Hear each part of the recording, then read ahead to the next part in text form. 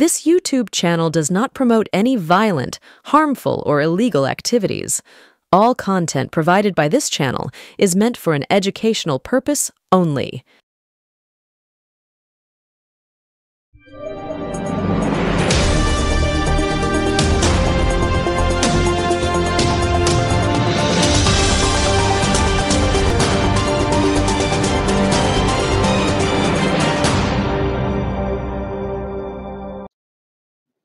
সুপ্রভাত, সপ্তাহ শেষে হাজির হলাম এবং আজকের অনুষ্ঠানটি কিভাবে আমি বলবো আপনাদের কাছে আমি নিজেই জানি না। তবে সবার আগে আপনাদের নমস্কার, আসসালামু আলাইকুম জানিয়ে অনুষ্ঠান শুরু করছি। অবহেলিত দুই সৈনিক বলতে যেটা বোঝায় সেটা তো পরের ব্যাপার, আমি দুটো পার্টে করব ডেফিনেটলি। তবে আজকের সবচাইতে বড় ঘটনা হচ্ছে, মানে আজকে সকালবেলার খবরের কাগজ ইত্যাদিতে, যে গত দুদিন ধরে যে ঘটনাটি তাৎপর্যপূর্ণভাবে আলোড়ন তৈরি করে দিয়েছে সারা বাংলায়, তৃণমূল বলুন, সিপিএম বলুন, তারপরে ধরুন আপনার বিজেপি তো আছেই, নানান দলের মধ্যে একটা সাংঘাতিক হেডলাইন নিউজ হয়ে গেছে। সেটা হচ্ছে দিলীপ ঘোষের বিয়ে। দিলীপ ঘোষ বিয়ে করলেন গতকাল এবং দিলীপ ঘোষের বিয়ের ভিডিওটি পর্যন্ত আমরা পেয়েছি। আমি থ্যাঙ্কস জানাই অনির্বাণকে।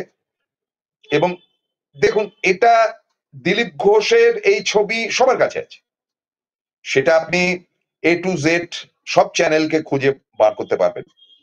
এবং দিলীপ বাবু বিয়ে করলেন, কেন তিনি বিয়ে করলেন না, এমনি বিয়ে করলেন, বয়স হয়ে গেছিল ইত্যাদি ইত্যাদি নানান রকম কথাবার্তা, এটা একটা প্যারামিটার তৈরি হয়েছে।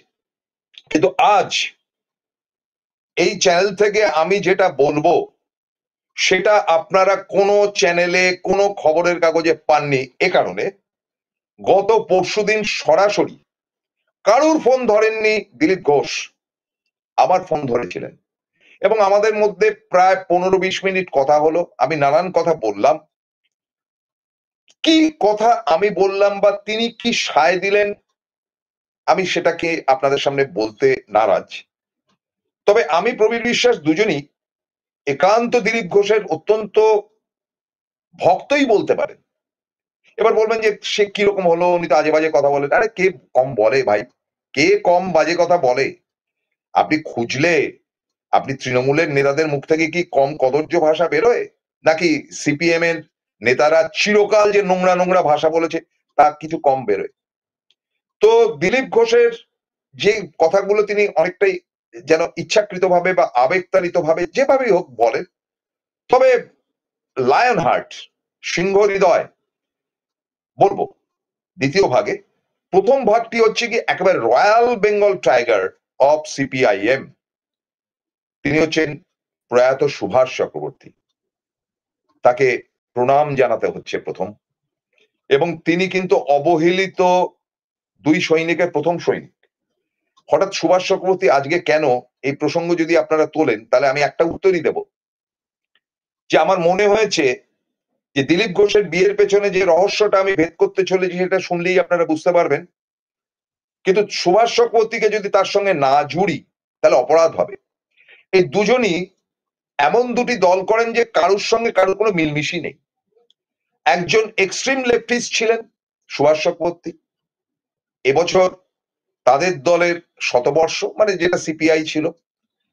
সুভাষদাও নিজেও সিপিআই থেকেই শুরু করেছেন তার জীবন, শতবর্ষ। এবং দিলীপ ঘোষ তিনি আরএসএস এর তিনি প্রচারক ছিলেন, সংঘ প্রচারক। তার আদন্ত ঘটনা জানি যে কবে কি করেছেন না করেছেন তিনি, বা তার এই আরএসএস সংগঠনের আবার শতবর্ষ। সুতরাং এই শতবর্ষে দুই অবহেলিত নায়ক বললে ভালো হতো, কিন্তু সৈনিক, তাদের সম্বন্ধে কয়েকটা কথা বলবো। কিন্তু প্রত্যেকে আজকে আমাকে যদি ভালোবেসে থাকেন এটাতে কমেন্ট করবেন এবং শেয়ার করবেন, প্লিজ প্লিজ অ্যান্ড প্লিজ।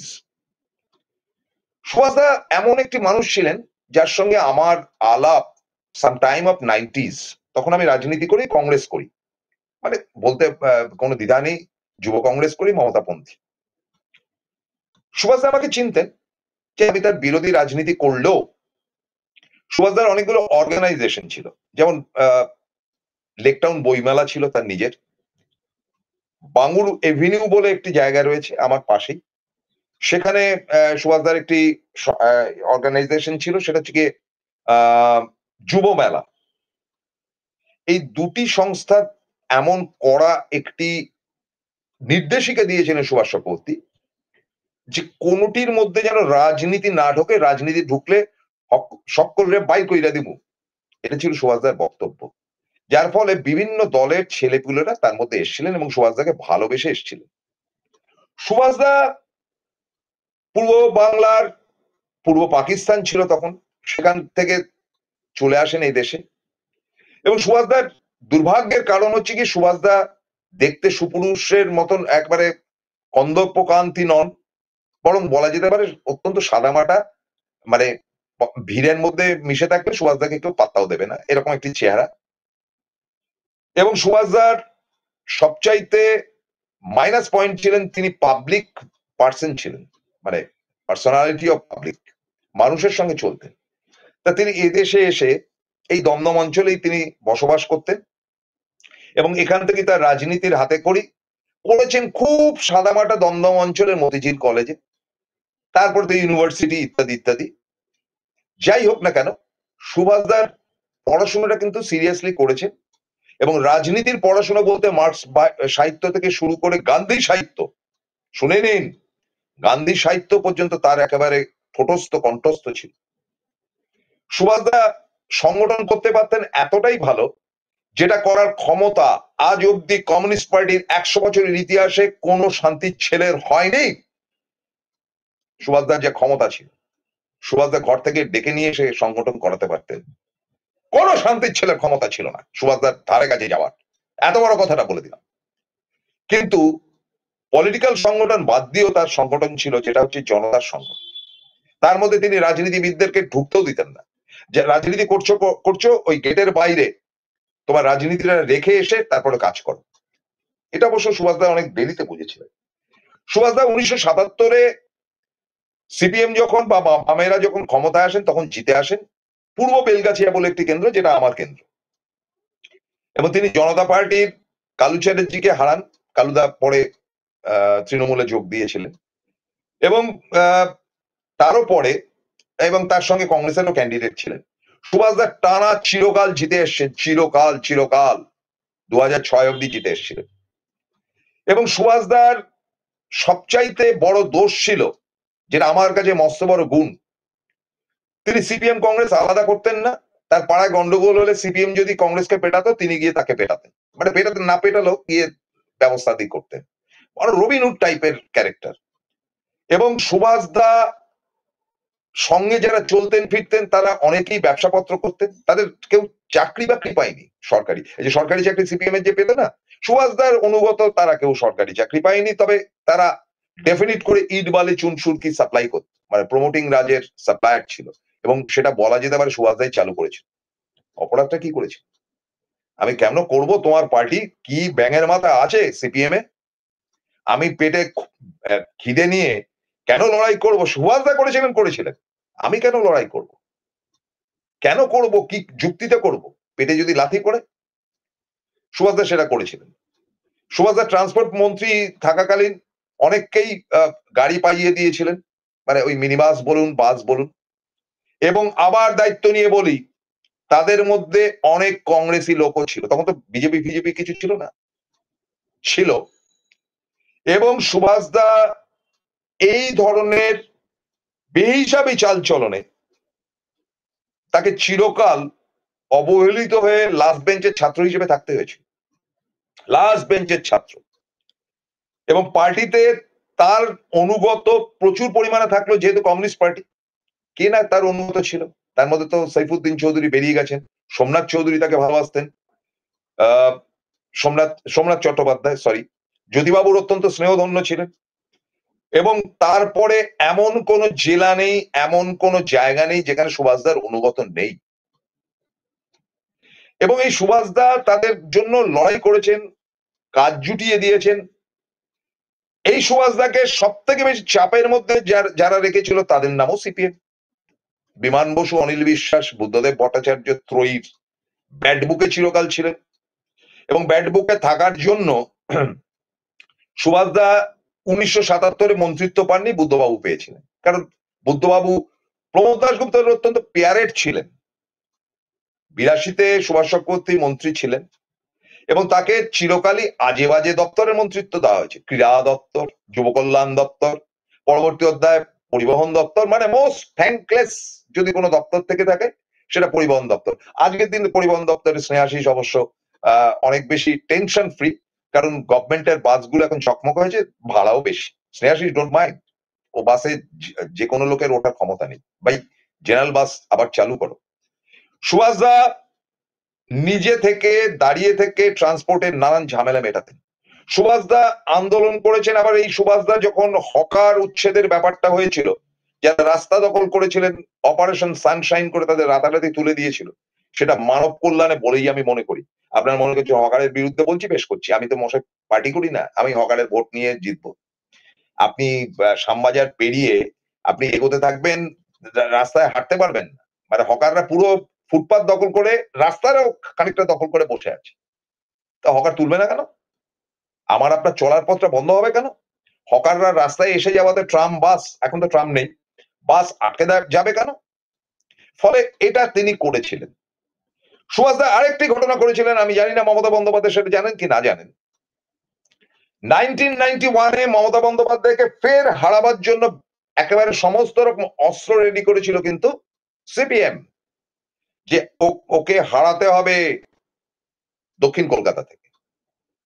সুভাষদা তার ব্যাটালিয়নকে বলেছিলেন যে ফেয়ার ইলেকশন হতে দে, স্পট টু স্পট, আমার বইনের মতন, আমার বইনের মতন অরে মাইরা কি লাভ, সুভাষদা বলেছেন।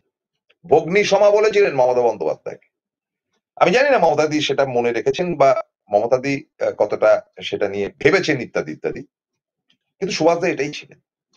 কমিউনিস্ট পার্টি করা মানে খালি বাতেলা মারা, ঠাকুর দেবতা বিশ্বাস করবো না, এই না সেই না, এইসব বওয়ালবাজি ঢ্যামনামি তো অনেক দেখেছি। সুভাষদা এগুলো ধার কাছ দিয়ে যেতেন না। তিনি আবির মেখে দোল উৎসব করতেন শান্তিনিকেতনে গিয়ে এবং গান গাইতেন তাল বাজিয়ে বাজিয়ে। সে ছবি যদি থাকে আপনাদের এক ঝলক দেখে দিতে পারি, যে মুখে আবির মেখে সুভাষ চক্রবর্তী শান্তিনিকেতনে প্রত্যেক বছর তিনি কিন্তু দোল খেলতে যেতেন। কমিউনিস্ট পার্টিতে দোল খেলা নিষিদ্ধ, কমিউনিস্ট পার্টিতে সবই নিষিদ্ধ, যেটা জঘন্য ব্যাপার। সুভাষদা যে কোনো বিয়ে বাড়িতে নিমন্ত্রণ থাকলে একবার ঢু মেরে যেতেন, যে অভ্যাসটা এখন সুজিতের হয়েছে। সুজিত যায়, সুজিতের এই ব্যাপারটা সুভাষদার কাছ থেকেই শেখা। এবং সুভাষদার কাছে আমি ব্যক্তিগতভাবে অত্যন্ত কৃতজ্ঞ নানান ঘটনায়। আচ্ছা, আরেকটি ব্যাপার যদি ছবিটি থাকে দেখাতে পারবো। সুভাষদা কিন্তু ধর্মে মতি ছিল শেষ দিকে, প্রথম দিকে নাস্তিক ছিলেন ঘোরতর, কিন্তু পরে তিনি বলেছিলেন আমি প্রথমে ব্রাহ্মণ। তারপরে এই হচ্ছে সুভাষদার সেই আবির খেলার দৃশ্য, যেটা দেখে পার্টি তার উপরে খেপে বোম হয়ে গেছে, এইগুলো হচ্ছে কি। তো সুভাষদা বলেছিলেন আরে শান্তিনিকেতনে গিয়ে আমি একটুখানি গান বাজনা শুনুন, আবির খেলুম, রবীন্দ্রনাথও খেলতো, বুর্জুয়া রবীন্দ্রনাথ পদাঙ্ক অনুসরণ করছেন সুভাষ, ব্যভিচারী, নষ্টাচারী ইত্যাদি ইত্যাদি, পার্টির ভেতর থেকে খুব আলোড়ন।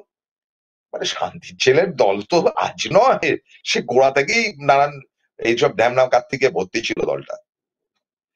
ফলে তিনি তারাপীঠে পর্যন্ত গিয়েছিলেন, তার আমার সামনে গিয়ে তিনি প্রণাম করেছিলেন, পুজো দিয়েছিলেন।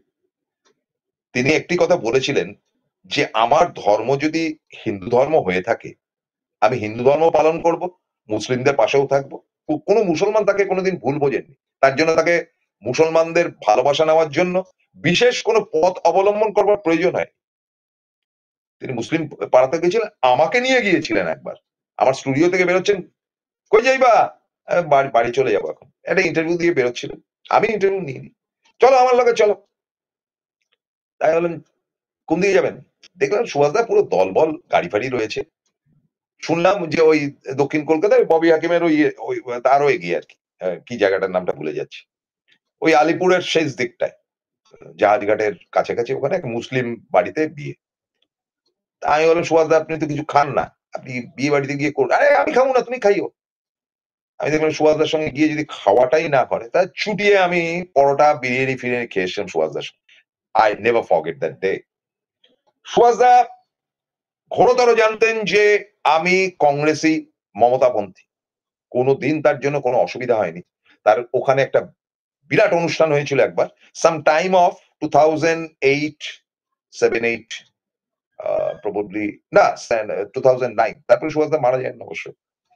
তা যখন প্রোগ্রাম ঠিক হচ্ছে, তো সেখানে হলো যে একটা সঙ্গীত প্রতিযোগিতা হবে।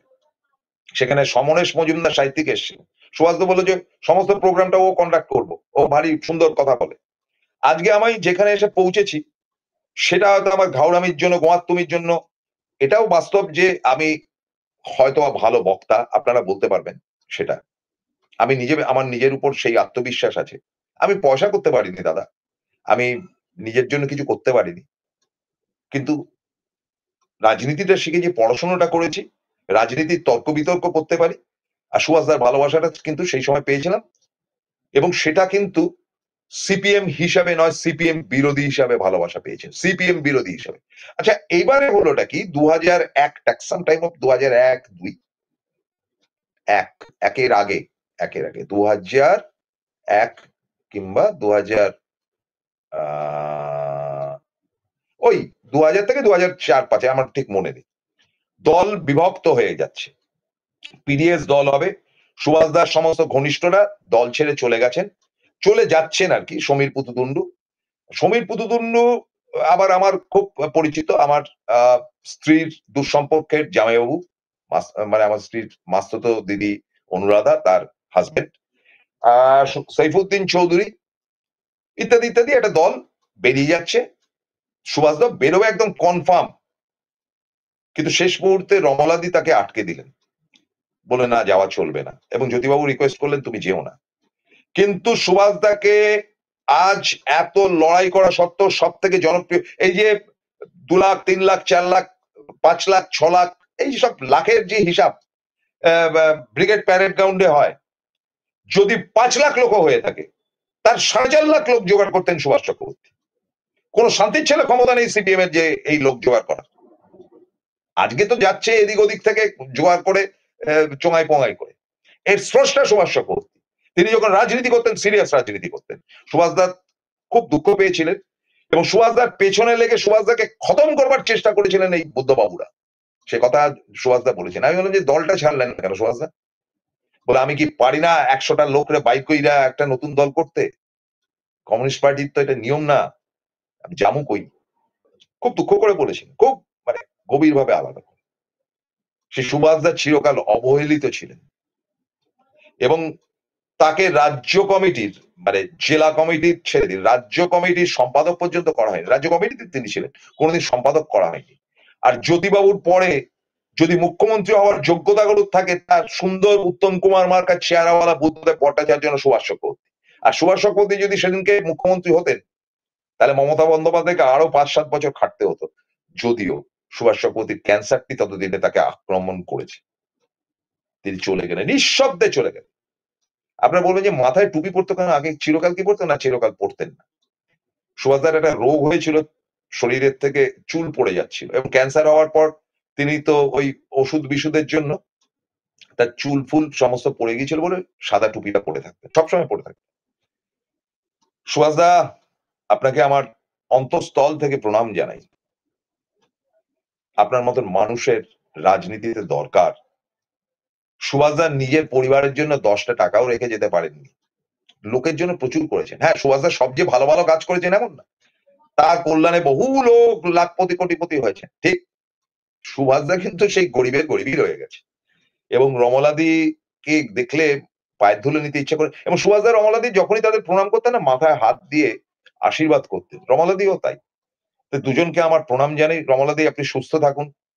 আমার ক্ষমতা খুব সীমিত, তবু যদি মনে করেন ছোট ভাই হিসেবে, তাহলে আমি আপনার পাশে আছি।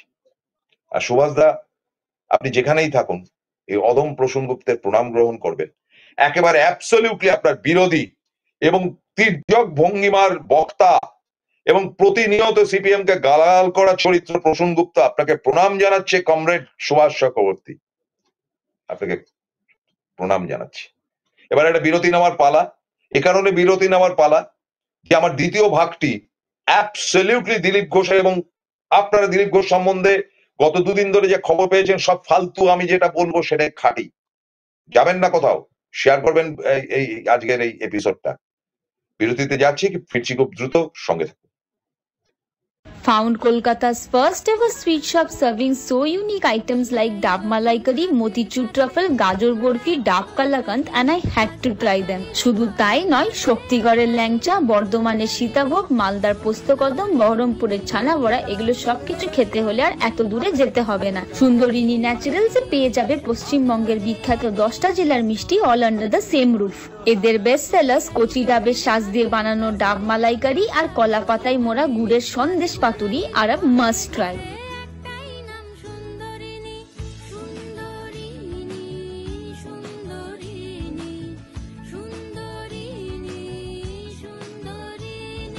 জয়গুরু রত্নভান্ডার জ্যোতিষীমা, এখানে গোল্ড মেডেলিস্ট জ্যোতিষী বসেন। হাই কোয়ালিটির আসল গ্রহরত্ন সবচেয়ে কম দামে এখানে পাওয়া যায়। স্থান বেলঘড়িয়া, রানী পার্ক, বটতলা, 2 নম্বর রেলগেটের নিকটে। 9681345722 এবং 9007778922।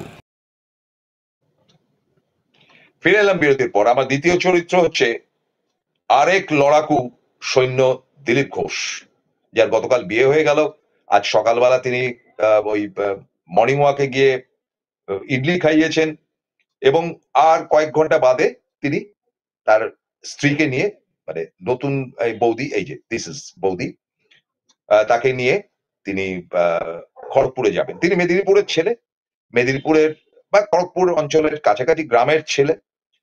হই হই করে তিনি বিয়ে করলেন এবং এই ছবি সবাই জানে যে তিনি বিয়ে করছেন।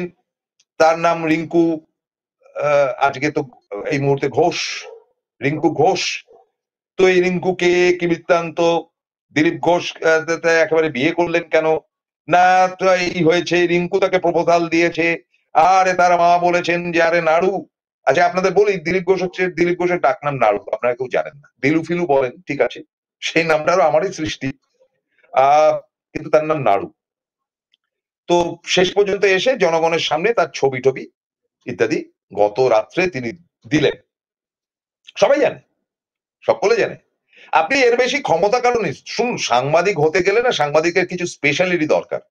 আমাকে গালিগালাজ অনেকেই করেন, সাংবাদিকতার যোগ্য সাংবাদিক আজকে পারফেক্ট ভেতরকার খবর বার করার মতন হিম্মতদার 100টা লোকের মধ্যে 5 জনের আছে বা 6 জনের আছে, বাকি গ্যাজারি মাল। ইলেকট্রনিক মিডিয়াতে তো মানে 5% কোয়ালিফাইড সাংবাদিক, মানে সাংবাদিকতা ওই ইয়ে পাশ করা, এমএ পাশ করা ডিগ্রি নয়। আন্দার মহলের খবর বা অ্যাজাম্পশন এন্ড প্রেডিকশন যারা করতে পারে তারা সাংবাদিক। 5% নেই ইলেকট্রনিক মিডিয়াতে, যে যা পাচ্ছে গোমুত করে যাচ্ছে। তো এই ধরনের একটি অশিক্ষিত অসামাজিক জঙ্গলের একটি প্রাণী আমি, কিন্তু দিলীপ ঘোষের সঙ্গে আমার দোস্তি বহুত আছে, খুব ভালোবাসি। এবং দিলীপ ঘোষ গত পরশুদিন যখন তার বিয়ের খবরটি এক্সপোজ হলো, কারুর ফোন ধরেনি, অদম প্রসূন গুপ্তের ফোন ধরেছিলেন, অনেকক্ষণ কথা হলো। কি কথা হয়েছে একটি লাইনও বলবো না, তাহলে দিলীপ দার সঙ্গে আমার গাদ্দারি হয়ে যাবে। এবং আমি প্রবীর বিশ্বাস দুজনই দিলীপ ঘোষকে খুব পছন্দ করি এবং দিলীপ ঘোষের স্পেশালিটি হচ্ছে অনেকটা সুভাষ চক্রবর্তীর মতো। তিনি একেবারেই ছেলেবেলা থেকে আরএসএস এর প্রতি অনুরক্ত হয়ে পড়েন। গ্রামের গরিব ছেলে, গরিব ঘরের ছেলে, কোথায় পড়াশোনা করেছে আই এম লেস ইন্টারেস্টেড। হ্যাঁ, পড়াশোনার দিগ্গজ চারিদিকে ঘুরে বেড়াচ্ছে, তাদের দিক কাজকলাটা হচ্ছে এই ডিগ্রি ওই ডিগ্রি সেই ডিগ্রি। আরে ডিগ্রি দিয়ে কি হবে? দিলীপ ঘোষ লড়াকু ছিলেন, আরএসএস করেছেন সিনসিয়ারলি, প্রচারক হিসেবে এ প্রান্ত থেকে ও প্রান্তে গেছেন। এমন হয়েছে মানে তার প্রচারের একটা মস্ত বড় জায়গা ছিল আন্দামান। আন্দামানে বনবন করে তিনি ঘুরেছেন এবং আন্দামানে তিনি এমন একটি ঘরে থাকতেন যে একটা খাটিয়াতে দুজনে শুতে হতো, কাঠের খাটিয়া, একটা পাতলা তোষক, তার মধ্যে 12 মাস তাকে থাকতে হতো। এ বাড়ি ও বাড়ি সে বাড়ি থেকে ভাত জোগাড় করে খেতে হতো। আরএসএস আরে রাষ্ট্রীয় স্বয়ংসেবক সংঘের কিছু তো নিয়ম কানুনের ব্যাপার থাকে। দেখুন, সিপিএমও আমার একেবারে অপছন্দের জায়গা, আর হিন্দুত্ববাদও আমার অত্যন্ত পছন্দের জায়গা, দিলীপ ঘোষ আমার পছন্দের জায়গা।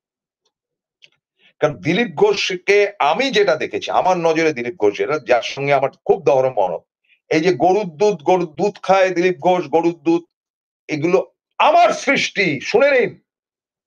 আমি দিলীপ ঘোষকে বলেছিলাম যে আপনি এত দুধ খান কেন? আমি দুজন লোককে দেখেছি দুধ খেতে, একটা হচ্ছে কপিল দেব আর একটা আপনি। জিজ্ঞেস করবেন, কারণ যদি হিম্মত থাকে দিলীপ ঘোষকে জিজ্ঞেস করবেন, এটা অদম প্রসঙ্গুপ্ত তাকে বলেছে। সেই থেকে দিলীপ ঘোষের সঙ্গে যারই দেখা হতো সে বলতো যে আরে সে এক সাংবাদিক আমাকে বললো যে আরে দুধ খান আপনি আর কপিল দেব। আমি বলেছি, দিলীপদা আমাকে এতটাই বিশ্বাস করেন। তিনি জানেন যে এই সাংবাদিক হলে সব সাংবাদিকেরই তো একটা লবির ব্যাপার থাকে, একেবারে মমতাপন্থী, কিন্তু তিনি আমাকে ভালোবাসতেন, অনেক কথা আমার সঙ্গে শেয়ার করেছেন, যার একটি কথাও আমি তৃণমূলকেও বলিনি, বিজেপিকে তো বলার প্রশ্নই আসে না। বিয়ে করলেন, দিলীপ ঘোষ কি করেছিলেন তার আগে? সঙ্গে রয়ে বনবন করে ঘুরেছেন, সঙ্গ থেকে যে টাকা পয়সা পেতেন হাত খরচ বাবদ। আপনারা একটা জিনিস জানেন যে RSS এর না যে পয়সা কড়ি গুলো দেয় সেগুলো খুব নমিনাল, মানে তা খেয়ে পড়ে থাকা যায় না, মানে ওই CPM এর যে দেয় না কিছু টাকা ফাঁকা, ওই রকম ধরনের আর কি। এই চেমিংয়ে এর বাড়ি ওর বাড়িতে করে খেয়ে তারপরে মন্ত্রী হয়ে গেলে, পার্টিতে ঢুকে গেলে টাকাই টাকা, ফুটানি ফুটানি। তাই তো হয়। CPM এর সংগঠন এক সময় যে খেত, একটা বিড়ি 4 জন মিলে খেত, বলতো না মমতা বন্দ্যোপাধ্যায় ডায়লগ। এবং যুগের পর যুগ তারা কষ্ট করে চালিয়েছে, ছেঁড়া শার্ট আর ঢলঢলে পাজামা পরে তারা প্রচার করেছে। কিন্তু যেই মন্ত্রিত্বের মধ্যে চলে গেল, কাজু বাদাম, বেনসন হেজের সিগারেট, বুধবাবুই তো খেতেন, বেনসন হেজের সিগারেট বুধবাবুই খেতেন, এবং কাজু বাদাম খেতে তিনি ভালোবাসতেন। তিনি চোর নন, ধান্দাবাজ নন, ঠিক আছে, কাপ্তানির কিছু কিছু পয়েন্ট তো থাকে। তিনি সুনীল গাঙ্গুলি, সৌমিত্র চ্যাটার্জি, রূপা গাঙ্গুলি এদের সঙ্গে গল্প গুজব করতে ভালোবাসতেন। আম জনতার সঙ্গে যেমন মিশতেন না, সেরকম দিলীপ ঘোষও কিন্তু আম জনতার সঙ্গে মেশা পার্টি। সকালবেলা হলেই তিনি বেরিয়ে পড়তেন, কোথায় কে তৃণমূল করে কে CPM করে বদার করতেন না, চায়ের আড্ডা বসাতেন। এইটাতে দেখে RSS ঠিক করলো যে তাকে সভাপতি করা হোক 2014 পর, 2015 সামটাইম ওই টাইমটাতে, হ্যাঁ তাই হবে, তাকে ঠিক করা হলো যে তুমি এবার বিজেপিতে যাও, এবার বিজেপি পার্টিটা করো। 2016 নির্বাচনে তিনি খড়গপুর অঞ্চল থেকে জিতে আসলেন, বিরোধী আসনে বসলেন। দিলীপ ঘোষের বৈশিষ্ট্য হচ্ছে তিনি বিধানসভায় গেলে কখনো দেখছি ববি হাকিমকে হ্যান্ডশেক করছেন, কখনো দেখছি সুজন চক্রবর্তীর সঙ্গে, মানুষের সঙ্গে মিশতে অনায়াসে পারতেন।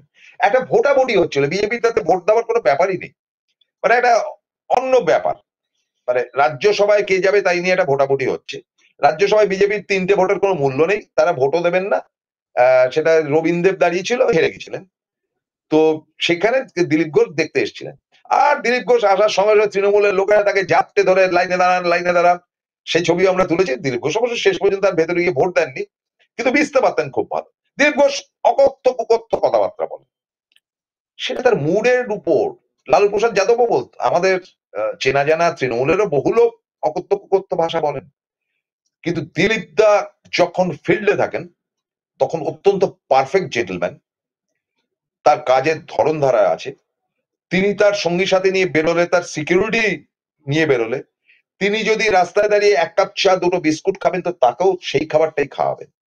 তিনি যদি কোনো অনুষ্ঠানে গিয়ে 2টো লুচি খান বা একটু মিষ্টি খান, তার সঙ্গী সাথী তাই খাওয়াবেন। এই ব্যাপারে তিনি অনেকটাই মানে পাবলিক রিলেটেড, কি বলা যায়, মানে জনসংযোগ তার অসাধারণ। এবং দিলীপ দার অনেকে বলছে যে 61 বছর বয়স, এই বয়সে বিয়ে করলো, তাতে আমার আপনার বাবার কি? তিনি বিয়ে করেছেন, বেশ করেছেন। দিলীপ দার চেহারাপত্র অত্যন্ত ভালো, ব্যায়াম করা পেটানো চেহারা, তার হাতের এগুলো দেখেছি, শক্ত লাঠির মতো, চেস্ট মানে বিরাট চেহারা, এবং রীতিমতো ডন বৈঠক করা চেহারা।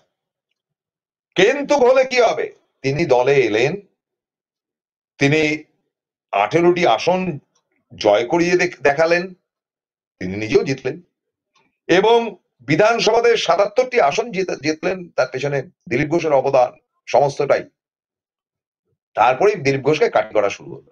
কারা করেছেন? আপনি বললেন শুভেন্দু অধিকারী। শুভেন্দু অধিকারী কে? 2 পয়সার জিনিস। আপনাদের একটা কথা বলি, যে CPM এ যেমন মস্তান বাহিনী এবং বদমাইশের দলের যারা পান্ডা ছিলেন, মানে মাথার উপর যারা ছিলেন, মানে তাদের লিডার টু লিডার, মানে টপ লিডার যারা ছিলেন তারা অনেস্ট ছিলেন, কিন্তু তারা বদমাইশি করতে ইয়ে করতেন। যা মেরে অনিল বিশ্বাস তো এই কারবারই করতেন। 10টা টাকাও পার্টি থেকে নিতেন না, কারোর কাছ থেকে কোনোদিন হাত পেতে নেননি। অনিল বিশ্বাস, সুভাষ চক্রবর্তী দুজনেই নস্যি নেওয়ার অভ্যাস ছিল, কোনোদিন 10টা টাকা নেননি, কিন্তু পার্টির লোকেদেরকে শেখাতেন এই জায়গা দখল কর, ওই জায়গা দখল কর, যাচ্ছে যা করে করে কমে খা। কিন্তু দিলীপ ঘোষের ব্যাপারটা হলো যে দিলীপ ঘোষ পার্টি থেকে, মানে আপনি যে সুভাষ চক্রবর্তীর সর্বনাশটা কেন হয়েছিল, কেন দল তাকে কোণঠাসা করেছিল, তার কারণটা হচ্ছে Subhash Chakraborty more than party হয়ে গেছিল, মানে পার্টি থেকেও বেশি।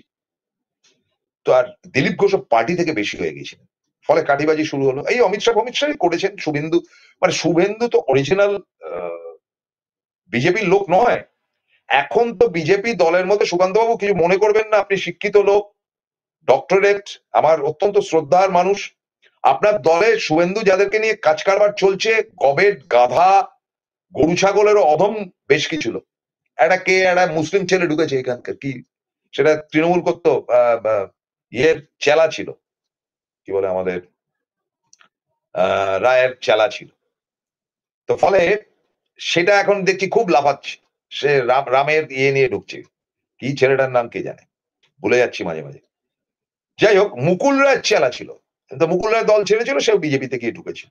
তো এইসব হাবি জাবি পচা মালে ভর্তি আপনার দল, সুকান্ত বাবু, এবং সেইটাকে মানে ডার্টি করেছে এই তৃণমূল থেকে আসা দুর্গন্ধযুক্ত মালেরা, সবকটা বাজে, কেউ অরিজিনাল না, কারণ তারা আরএসএস এর তো নিয়ম নীতিই জানে না, তারা তো কংগ্রেসের নীতির লোক, তারা সিপিএম নীতির লোক, তারা আপনার দলকে ভালোবাসবে কেন, আপনাদের হিন্দুত্ববাদকে তারা মনে করবে কেন? তারা ধান্দাবাজিতে এসছে, মমতাকে খতম করবার জন্য আপনার দলে এসছে। দিলীপ ঘোষ কিন্তু এটা ধরতে পারতেন, দিলীপ ঘোষ কিন্তু তাদের আমল দিতেন না, পাত্তা দিতেন না, ফলে দিলীপ ঘোষকে কাঠি করা শুরু। প্রথম তার সভাপতিত্ব গেল, সুকান্ত মজুমদার, ওকে ঠিক আছে, শিক্ষিত লোক, প্রফেসর মানুষ, ছাত্ররা খুব ভালোবাসেন, আমি জানি, তিনি যেখানে পড়ান সেসব ছাত্রদের সঙ্গে আমার কথা হয়েছে, বলে সুকান্ত স্যার চলে গিয়ে আমাদের সর্বনাশ হয়ে গেছে, এত ভালো প্রফেসর ছিলেন, বায়োসায়েন্সের টিচার ছিলেন, মানে তার এখনো তো তার অধ্যাপক তার নামের আগে লাগানো উচিত, কিন্তু বাকি কাচরা তারা সব এক আটটা হয়। আর অমিত শাহ খুব পছন্দের কারা জানেন তো, যারা দল ভাঙিয়ে আসে তাদেরকে অমিত শাহ খুব ভালোবাসে, এটা মোদিরও ভালো লাগার জায়গা। ফলে বিগত 2014 নির্বাচনে, এই 16 নির্বাচন দিলীপ দা জিতলেন, 19-এর নির্বাচনে দিলীপ দা সাংসদ হলেন, 21-এর নির্বাচনে দিলীপ দা আর দাঁড়ালেন না, বললেন যে না আমি আর দাঁড়াবো না, আমি প্রচারটা করব। আর 24-এর নির্বাচনে দিলীপ দাকে সরিয়ে দেওয়া হলো, তখন শুভেন্দু সর্বে সর্বা। আচ্ছা আপনারা বলুন তো একটা কথা, মেদিনীপুর থেকে দুটো গভর্নমেন্ট জিতেছে, একটা হচ্ছে গিয়ে জজটা, আর একটা হচ্ছে গিয়ে ওই আর একটা বোদামার কে আছে সেটা, তো তার জায়গায় কি দিলীপ ঘোষকে টিকিট দেওয়া যেত না? দেবে না বলেই দেয়নি, এবং এটার পেছনে কনস্পিরেসি। তারপরে যখন আরএসএস খুব চাপ দিল, তখন আরএসএস এর সঙ্গে অমিত শাহ, নরেন্দ্র মোদী গোষ্ঠীর একটা টাসেল চলছে, তারা একদম ডিটারমাইন যে দিলীপ ঘোষকে টিকিট দেবে না, কিন্তু আরএসএস এর চাপে পড়ে বললো যে দিলীপকে টিকিট দিতেই হবে। দিলীপকে টিকিট দেওয়া হলো কোথায়? একটা সুইসাইডিয়াল জোনে, মানে সেখানে গেলে মৃত্যু অবধারিত, সেটা যে বর্ধমান দুর্গাপুর, যেখানকার বাসিন্দা দিলীপ দা না, যেখানকার কালচার দিলীপ দার সঙ্গে মিলিত না, যেখানে 28 থেকে 29% মুসলিম ভোট, সেখানে দিলীপ দা গিয়ে কি করবে? দিলীপ দা গেলেন, এবং আমি বলছি তার মাঝখানে দিলীপ ঘোষের সঙ্গে আমার কথা আছে, দিলীপ দা জানতেন যে তিনি হারবেন, তিনি আমাকে বলেছিলেন, না থাক বলবো না এই সেই কথাটা, সেটা খুব গাদ্দারি হয়ে যাবে, তিনি বলেছিলেন কোন দুটো আসন বেরোবে মেদিনীপুর থেকে, তিনি বলেছিলেন যে বিজেপির কোন দুটো আসন বেরোবে, এর বেশি বলবো না কিছু। বলির পাঠা করা হলো দিলীপ ঘোষকে, তারপরে তো তার কোনো পদ নেই, একবার কি ভাইস প্রেসিডেন্ট নাকি ইয়ে করলো, তারপরে আবার তাকে সরিয়ে দেওয়া হলো, সরিয়ে দেওয়ার পর মানে একটা মানুষের মানসিকতা তো, আমাদের আমাদের কর্মক্ষেত্র আমরা এরকম নানান ভাবে চাপ সৃষ্টির মধ্যে করতে করতে জীবনে কিছুই করতে পারি, আমিও তো এক মাল, অবহেলিত এক মাল, তো ফলে এদের দুঃখটা আমি খুব ভালো বুঝি। তো সেই দিলীপ ঘোষ বিয়ে করলেন, সমস্ত পত্রপত্রিকা লিখলেন, অবশেষে দিলীপ ঘোষ টোপর বললেন, অবশেষে তিনি এ করলেন, তার মা নাকি তাকে রিকোয়েস্ট করেছে। আপনাদের বলি, তার মা তার 28 বছর বয়স যখন, তখন থেকে তাকে রিকোয়েস্ট করেছে, বিয়ে কর, বিয়ে কর, বিয়ে কর, সংসার কর, রাজনীতি করবার হলে কর, কিন্তু সংসারটাও কর। দিলীপ দা শোনেনি, আসলে এরা এই আরএসএস এর লোকেরা এমন পোটেনশিয়াল হয়, যতদিন আরএসএস করে তারা বিয়ে থা করে না, তারা ঘোরতর নিরাবিশেষই থাকে। মদ, বিড়ি, সিগারেট, গুটখা কোনো কিছু তারা ছুতে পারবে না। এগুলো কতগুলো নিয়মের ব্যাপার আছে। তো দিলীপ দাস সেগুলো মেনে চলেছেন, এবং দিলীপ দাস সঙ্গে বছর 3 আগেও যখন দেখা হয়েছিল, আমি বললাম বিয়েটা তো করলেন না। না সে আমি বিয়ে করবো কেন, আমাকে সংগঠন করতে হচ্ছে, এই করতে হচ্ছে, সে করতে। দিলীপ দা বিয়ে করলেন তার মার কথায়। তার মা বললেন যে, আচ্ছা দুটো ব্যাপার একটু ঠান্ডা মাথায় ভাবুন তো। তার মা বললেন যে আমি চলে গেলে তোর কি হবে, তুই একটা বিয়ে কর, তোকে দেখার লোক নেই।